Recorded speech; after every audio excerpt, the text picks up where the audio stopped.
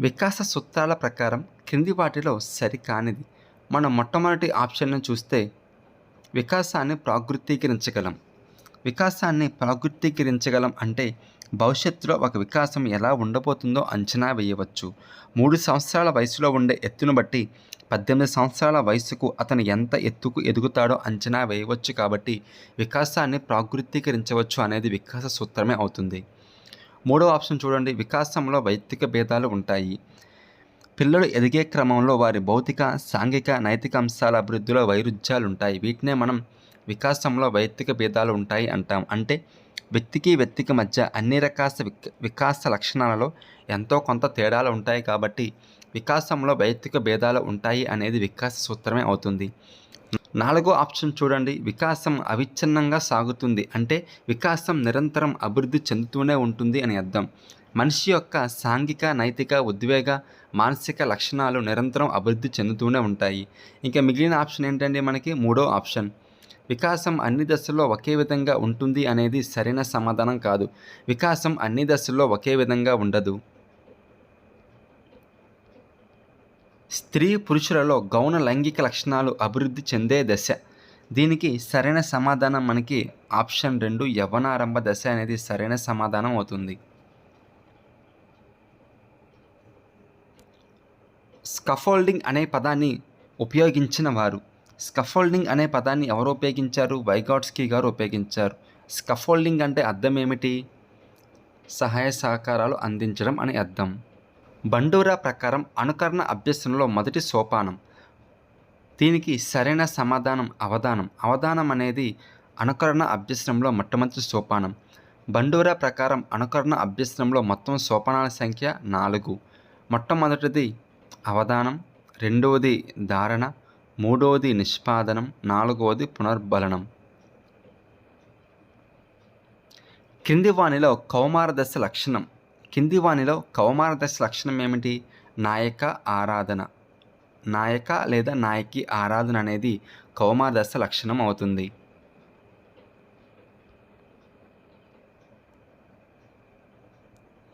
పెళ్ళి అనే అంశం గురించి ఆలోచిస్తున్నప్పుడు అప్రయత్నంగానే పెళ్లి పందిరి, బంధువులు మొదలైన గుర్తుకు రావడం అనేది ఏ రకమైన ఆలోచన? దీనికి సరైన సమాధానం సంసర్గ ఆలోచన. దానినే మనం ఏమంటాం? Associate thinking. అంటే పాఠశాల అనగానే మనకి పుస్తకాలు, చదువు, హోంవర్క్, టీచర్లు, హాలిడేస్ ఇలా గుర్తుకు రావడాన్నే మనం సంసర్గ ఆలోచన అని అంటాం. మొట్టమొదటి ఆప్షన్ అయిన సమైక్య ఆలోచన. సమైక్య ఆలోచన అంటే అర్థం ఏమిటంటే ఏకముఖ ఆలోచన. అంటే వ్యక్తి ఒకే రకంగా ఆలోచిస్తాడు.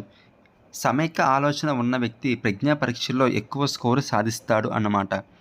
ఒకే ప్రశ్నకు ఒకే జవాబు నిర్ణయించడం అనేది సమైక్య ఆలోచన అవుతుంది. నెక్స్ట్ ఆప్షన్ చూడండి. విభిన్న ఆలోచన. విభిన్న ఆలోచన ఉన్నవారు సృజనాత్మక పరీక్షల్లో ఎక్కువ స్కోరు సాధిస్తారు. అంటే ఒక ప్రశ్నకి బహుముఖ సమాధానాలు చెప్పడమే విభిన్న ఆలోచన. దాని తర్వాత మనకు ఉన్నది మూడో ఆప్షన్ నిర్దేశిత ఆలోచన. నిర్దేశిత ఆలోచన అంటే మనస్సులోని ఆలోచన విధానాన్ని ఉపయోగించి ఊహించిన రీతిలో ఫలితాలు పొందుతారు. మనం పేర్కొనే అన్ని ఆలోచనలు అంటే మూర్త ఆలోచన, అమూర్త ఆలోచన, సమైక్య ఆలోచన, విభిన్న ఆలోచన, తార్కిక ఆలోచనలు అన్నీ నిర్దేశిత ఆలోచనలే. పీటర్ శాండిఫర్డ్ ప్రకారం మూర్తిమత్వాన్ని నిర్ధారించే భౌతిక సామర్థ్యం ఏమిటి? పీటర్ శాండిఫర్డ్ మూర్తిమత్వాన్ని నిర్ణయించే 10 మూలకాలను చెప్పాడు. వాటిలో బౌద్ధిక సామర్థ్యానికి చెందిన మూలకమే ఈ ప్రజ్ఞ. ప్రజ్ఞతో పాటు ఇంకేమి వస్తాయంటే ప్రజ్ఞ, విద్యా సాధన, జ్ఞానము, అవగాహన లాంటి సామర్థ్యాలు అనేవి బౌద్ధిక సామర్థ్యాన్ని కిందకి వస్తాయి. ఇంకా మిగిలిన ఆప్షన్స్ చూడండి. స్మృతి, ఆలోచన, సృజనాత్మకత అనేవి దేని కిందకి వస్తాయి? శక్తులు అంటే మానసిక శక్తుల కిందకి వస్తాయి.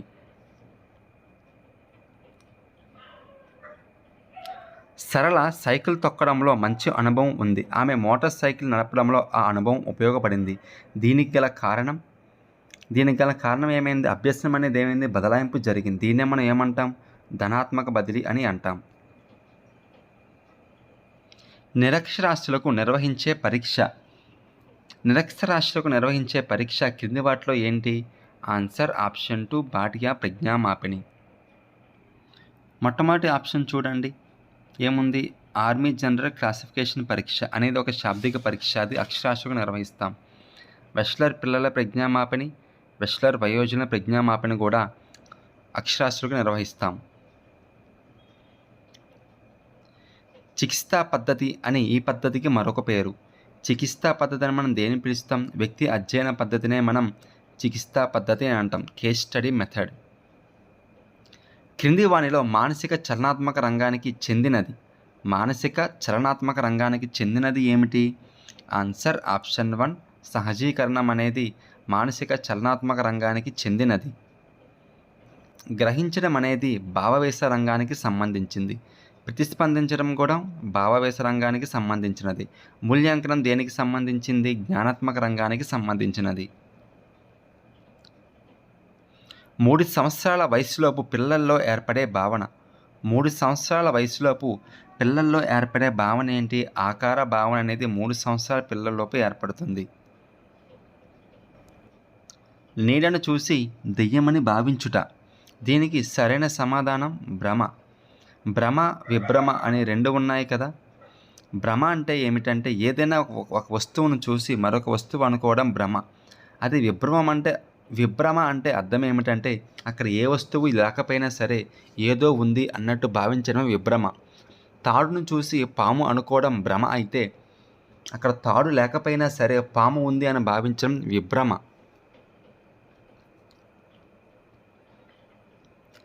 మెండల్ సూత్రాలను ప్రయోగపూర్వకంగా నిర్వహించి గుర్తుంచుకోవడం అనేది ఈ రకమైన స్మృతి. మెండల్ సూత్రాలను ప్రయోగపూర్వకంగా నిర్వహించి గుర్తుపెట్టుకోవడం అనేది క్రియాత్మక స్మృతి అవుతుంది. ఏదైనా ఒక విషయాన్ని చేసి గుర్తుంచుకోవడం అనేది క్రియాత్మక స్మృతి కిందకి వస్తుంది. మొత్తం పరిస్థితికి ప్రాధాన్యతనిచ్చిన అభ్యసన బదలాయింపు సిద్ధాంతం. మొత్తం పరిస్థితికి సంబంధించిన వాదులు ఎవరు అంటే సమగ్రంగానే చెప్పాలనే వాదులు ఎవరు? ఏం చెప్పినా సమగ్రంగానే చెప్పాలనే వాదులు ఎవరు? గెస్టాల్ట్ వాదులు. అంటే గెస్టాల్ట్ వాదులకు సంబంధించిన సిద్ధాంతమే దీనికి ఆన్సర్ అవుతుంది. దీనికి సరైన సమాధానం ఆప్షన్ 3 ట్రాన్స్పోజిషన్ సిద్ధాంతం. దీనినే మనం సమగ్రాకృతి సిద్ధాంతం అని కూడా అంటామన్నమాట. సాంఘిక అభ్యసన సిద్ధాంతం మనకు వర్తించనిది అంటే చెందనిది అని అర్థం అన్నమాట. సాంఘిక అభ్యసన సిద్ధాంతాన్ని మనం ఏమంటాము? పరిశీలన అభ్యసన సిద్ధాంతం అని కూడా అంటాము. దీనిని కెనడాకు చెందిన బండూరా అనే మనోవిజ్ఞానవేత్త ప్రతిపాదించారు. కాబట్టి సాంఘిక అభ్యసన సిద్ధాంతాన్ని మనం అనుకరణ ద్వారా అభ్యసనం అంటాం, పరిశీలన ద్వారా అభ్యసనం అంటాం, నమూనా ద్వారా అభ్యసనం అని కూడా అంటాము. అలాగే ఈ సాంఘిక అభ్యసన సిద్ధాంతానికే మిగతా పేర్లు చెప్తాను చూడండి. సాంఘిక అభ్యసన సిద్ధాంతాన్ని ప్రతినిధిత్వ అభ్యసనం అని కూడా అంటారు, యత్నరహిత అభ్యసనం అని కూడా అంటారు, వైకారియస్ మోడలింగ్ అని కూడా అంటారు, జెండర్ స్టీరియోటైప్ అభ్యసనం అని కూడా అంటారు, బోబోడాల్ అభ్యసనం అని కూడా అంటారు. కాబట్టి పరిశీలన అభ్యసనానికి ఇన్ని మారుపేర్లు ఉన్నాయి, అన్నీ గుర్తుంచుకోవాలి. దాని తర్వాత మనకి మిగిలిన ఆప్షన్ చూడండి. 3వ ఆప్షన్ అనుభవపూర్వక అభ్యసనం అనేది దేనికి సంబంధించింది? కార్ల్ రోజెస్ ప్రతిపాదించిన సిద్ధాంతమే స్వీయ వికాస సిద్ధాంతం. ఈ స్వీయ వికాస సిద్ధాంతానికే మరొక పేరు అనుభవపూర్వక అభ్యసనం అని పేరు. అభ్యసనమునకు సంబంధించి సరి అయిన నిర్వచనం. అభ్యసనానికి సంబంధించి సరి అయిన నిర్వచనం ఏమిటి? అభ్యసనం అనేది గమ్యాన్ని నిర్దేశించి ఉంటుంది అనేది సరి అయినది. అభ్యసనం అనేది గమ్యాన్ని నిర్దేశించి ఉంటుంది అనేది అభ్యసనానికి సంబంధించిన సరైన నిర్వచనం. 3వ ఆప్షన్ చూడండి. అభ్యసనంలో వైయక్తిక భేదాలు ఉండవు అన్నాడు, కానీ అభ్యసనంలో వైయక్తిక భేదాలు ఉంటాయి కదా. 4వ ఆప్షన్ చూడండి. అభ్యసనం అనేది తాత్కాలిక మార్పు అని ఉంది. అభ్యసనం అనేది తాత్కాలిక మార్పు కాదు కదా, దాదాపు శాశ్వతమైన మార్పు అన్నమాట. అభ్యసనం అనేది స్థిరమైనది అని ఇచ్చాడు మొట్టమొదటి ఆప్షన్లో. అభ్యసనం అనేది స్థిరమైనది కాదు, అభ్యసనంలో మార్పులు వస్తూ ఉంటాయి కాబట్టి అది కూడా సరైన నిర్వచనం కాదు. కాబట్టి అభ్యసనానికి సంబంధించిన సరైన నిర్వచనం ఏమిటి? అభ్యసనం అనేది గమ్యాన్ని నిర్దేశించి ఉంటుంది అనేది సరైన నిర్వచనం.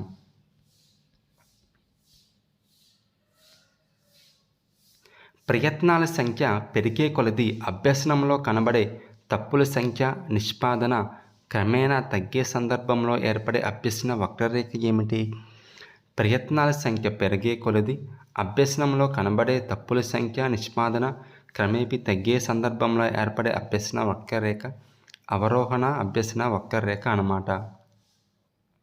అవరోహణ అభ్యసన వక్రరేఖ అనేది తిరోగమన దిశలో ఉంటుంది. అంటే అభ్యసనం మొదట వేగంగా జరిగి క్రమేపీ నెమ్మదించినట్లయితే ఇలాంటి అభ్యసన వక్రరేఖలు ఏర్పడతాయి.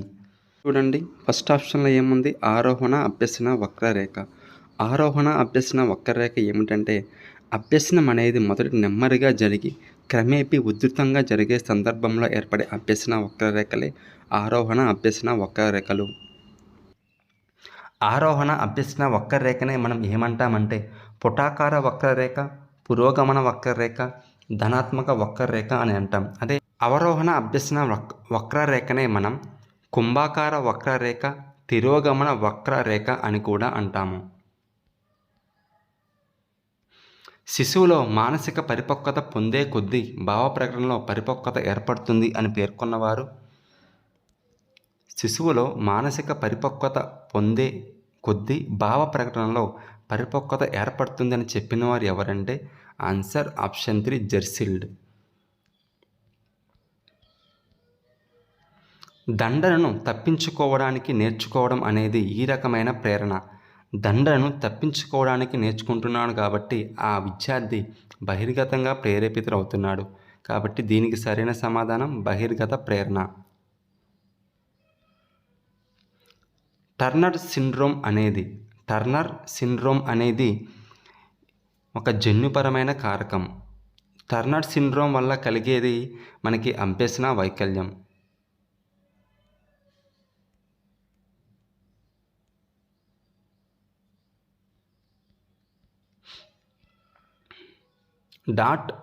.txt ఫైల్ ఫార్మేట్ అర్థం ఏమిటి?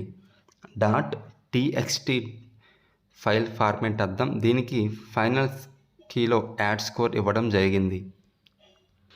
NEP 2020 ప్రకారం విద్యా స్థాయిలు. దీనికి సరైన సమాధానం ఆప్షన్ 3 5+3+3+4. అంతర్జాతీయ బాలల హక్కుల పరిరక్షణ దినం. అంతర్జాతీయ బాలల హక్కుల పరిరక్షణ దినం ఎప్పుడు జరుపుకుంటాం మనం? నవంబర్ 20న అంతర్జాతీయ బాలల హక్కుల పరిరక్షణ దినంగా జరుపుకుంటాం. RTE 2009 ప్రకారం ఉచిత నిర్బంధ విద్యకు హక్కు కల్పించే సెక్షన్ ఆన్సర్ సెక్షన్ 3. సెక్షన్ 3 అనేది ఉచిత నిర్బంధ విద్యకు హక్కు కల్పించే సెక్షన్. హైపోగ్లైసీమియా ఈ వైకల్యానికి దారితీస్తుంది. హైపోగ్లైసీమియా అనేది దేనికి దారితీస్తుందంటే అభ్యసన వైకల్యానికి దారితీస్తుంది. రవి శారీరక వయస్సు 10 సంవత్సరాలు, మానసిక వయస్సు 12 సంవత్సరాలు. అయితే రవి యొక్క IQ ఎంత? ప్రజ్ఞాలబ్ధి కనుక్కోవడానికి ఫార్ములా ఏంటి? మానసిక వయస్సు బై శారీరక వయస్సు ఇంటూ 100.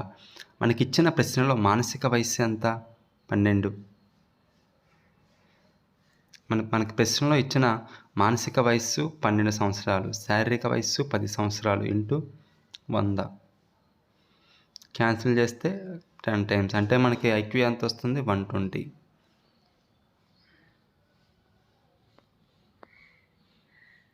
ఎంఓఓసిస్ ద్వారా. దీనికి సరైన సమాధానం ఆప్షన్ 4 1 మరియు 2 వాస్తవమే అవుతాయి. ఎంఓఓసిస్ ద్వారా ఒకేసారి ఎక్కువ మంది అభ్యసించవచ్చు. ఆన్లైన్లో ఉచితంగా కోర్సులు అందుబాటులో ఉన్నాయి. TARL అనగా దీనికి సరైన సమాధానం ఏమిటంటే teaching at right level. Process of education గ్రంథ రచయిత ఎవరు? బ్రూనర్.